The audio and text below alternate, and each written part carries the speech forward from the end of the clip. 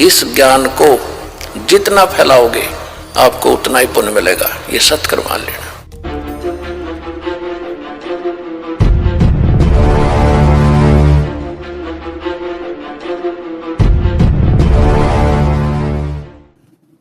उनके लिए आप इतना कर सकते हो, अपनी दुआ ना समाप्त करके, आपके माता पिता बीमार हैं, अस्वस्थ हैं, उनको दुआ ना करके केवल उनके लिए कोई ऐसा धार्मिक अनुष्ठान उनके निमित्त आप करा सकते हो या अखंड पाठ करवा सकते हो, उससे भी उनको बहुत राहत मिल सकती है। लेकिन अपनी दुआएं नहीं किसी को देनी चाहिए, बद दुआ भी नहीं देनी चाहिए, वो भी हमारे ऊपर भार बनता है, हमारी कमाई नष्ट होती है। और शुभ कामनाएं भी नहीं देनी चाहिए, वो भी हमारे ऊपर बाहर, हमारी कमाई नष्ट होती है। हाँ, उनको ज्ञान दे, आपके निकटतम जैसे भाई है अपनी बहन के निमित्त, माता के निमित्त और अपनी पत्नी के निमित्त, बच्चों के निमित्त जो नहीं मार्ग पर लग पा रहे उनके निमित्त को पाठ करा सकते हो, उससे उनको शुभ संस्कार मिलेंगे, पुण्य मिलेगा और उनसे धीरे धीरे हो सकता है उनका माइंड भी परिवर्तित हो जाए और वो भी फिर मार्ग पर लग सकते हैं, नहीं तो उनको उसका सहारा अवश्य मिलेगा। तो इसका ये विकल्प है। और परमात्मा की भक्ति में नागा नहीं होना चाहिए, उसमें कमी नहीं आनी चाहिए। इस प्रकार हम अपने इस दैनिक कार्य को करते हुए, मनुष्य जीवन के कर्तव्य कर्म को करते हुए भी हम मोक्ष प्राप्त कर लेंगे। तो हम कहने का भाव यह है कि बच्चों को भी परमात्मा के चरणों में लगाना चाहिए, और वो नहीं मानते हैं तो अपने जीवन के साथ खिलवाड़ करना बुद्धिमता नहीं है, उनको उनके भाग्य पर छोड़ दे, तो ऐसे हम यहां से निकल सकेंगे। नहीं तो बच्चे नहीं मान रहे हैं, उनका दुर्भाग्य है, कर्महीन है वो तो डूबेंगे, गेल आप जी को भी ले डूबेंगे। इसी प्रकार अगर बच्चे ठीक लगे हुए हैं, माता पिता भक्ति मार्ग को स्वीकार नहीं करते हैं, तो अपनी भक्ति को उन माता पिता के लिए बर्बाद नहीं करना चाहिए। माता पिता का कर्तव्य कर्म जो हमारा फर्ज है वो अवश्य करना चाहिए, उनको प्रार्थना करनी चाहिए, उनकी बुराई छुटवानी चाहिए। कोई हुक्का पीवा है या कोई बीड़ी पीवा है, कोई शराब पीता है, तो हम परमात्मा के बच्चे हो गए, आपको ज्ञान हो गया, आप जी को चाहिए कि माता पिता से रह रहकर प्रार्थना करें विनम्र भाव से कि आप भी भजन करो, आप नाम लो, तो ज्ञान सुनावे उनको, पुण्यात्मा है वो मान जाती है। और फिर भी कोई अनाड़ी है, माता पिता नहीं मानते हैं, तो उनके साथ अपनी भक्ति को नाश नहीं करना चाहिए। बात ये भी नहीं है कि उनका आदर नहीं करे, उनकी सेवा नहीं करे, खूब करे, एज ए फादर मदर उनकी पूरी श्रद्धा रखे, उनका सत्कार करे। ठीक है, वो अपने कर्म के आधार से दुखी है तो क्या करे, इलाज करावे, डॉक्टर को दिखावे, सेवा करे उनकी, पैर दुख है तो पैर दबावे, सिर दुख है सिर की मालिश करे, पूरी सेवा करे, लेकिन अपनी भक्ति बर्बाद नहीं करे।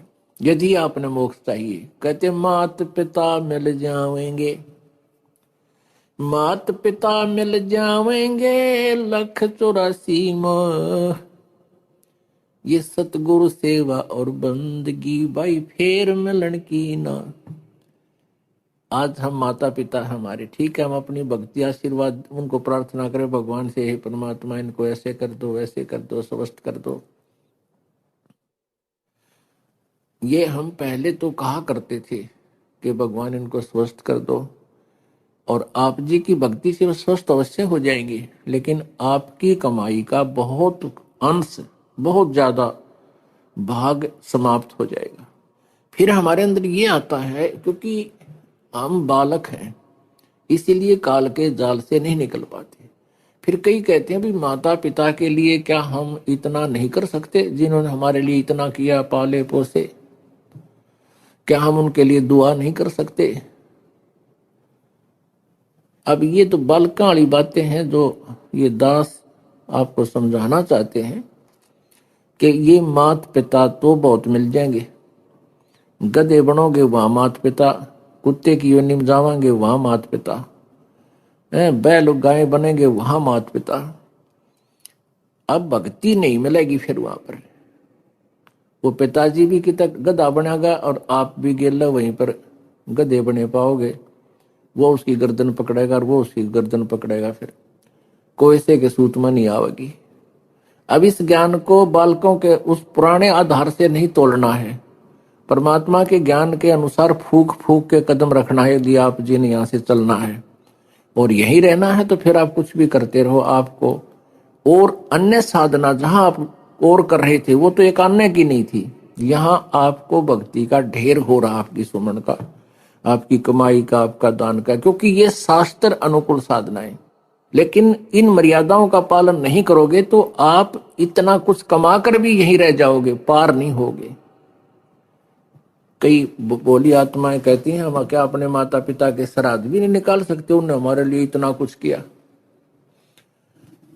उनके लिए आप इतना कर सकते हो, अपनी दुआ ना समाप्त करके, आपके माता पिता बीमार हैं, अस्वस्थ हैं, उनको दुआ ना करके केवल उनके लिए कोई ऐसा धार्मिक अनुष्ठान उनके निमित्त आप करा सकते हो, या अखंड पाठ करवा सकते हो।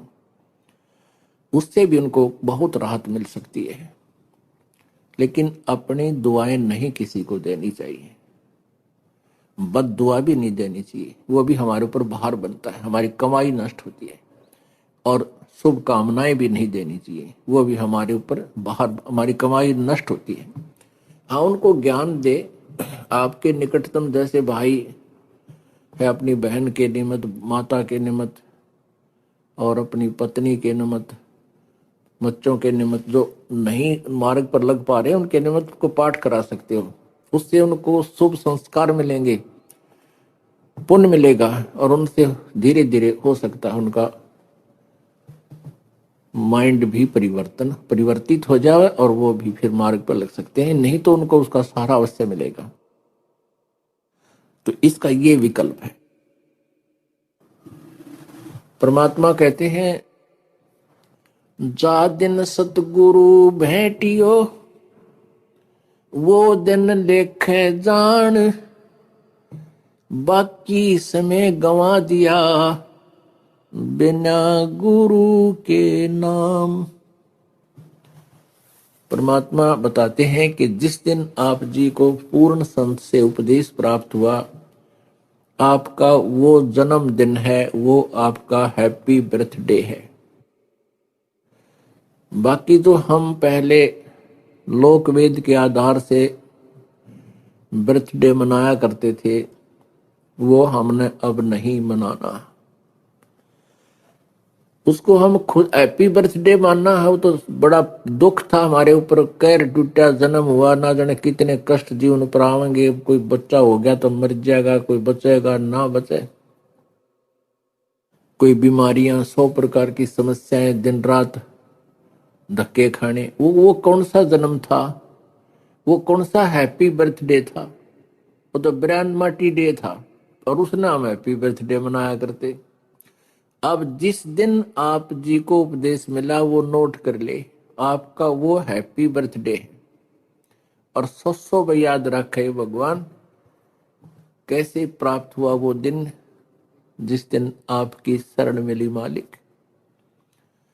तो आज वो ये दिन जो है अमावस्या वाला, फाल्गुन की अमावस्या वाला दिन, ये वो हैप्पी डे है जो जिस दिन इस दास का उद्धार हुआ, गुरुदेव जी ने उपदेश बख्शीश किया।